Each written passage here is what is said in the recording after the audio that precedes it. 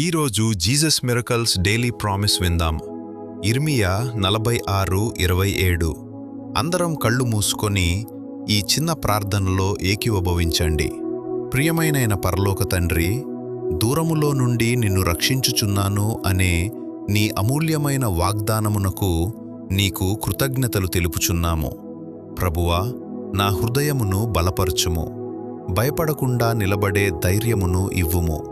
నేను ఒంటరిగా లేనని, నీవు నాతో ఉన్నావని ప్రతిరోజు గుర్తుంచుకునే జ్ఞానమును ప్రసాదించుము.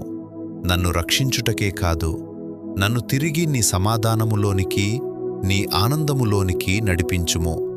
ప్రభువా, ఈ వాగ్దానమును నా జీవితములో నెరవేర్చుము. నేను ఎక్కడ ఉన్నా నీ కృప, నీ సంరక్షణ నన్ను చుట్టుకొని ఉండునుగాక. నీలోనే నాకు నమ్మకం, నీలోనే నాకు శాంతి. యేసుక్రీస్తు నామములో ప్రార్థిస్తున్నాము తండ్రి. అందరం 3 సార్లు ఆమేన్ చెబుదామా? ఆమేన్, ఆమేన్, ఆమేన్. దేవుడు మిమ్మును దీవించునుగాక. ఆమేన్. మర్చిపోకండి, ఈ శుక్రవారం ఆరాధనకు అందరూ తప్పకుండా రండి. అందరూ ప్రార్థన చేసుకుంటూ జాగ్రత్తగా ఉండండి.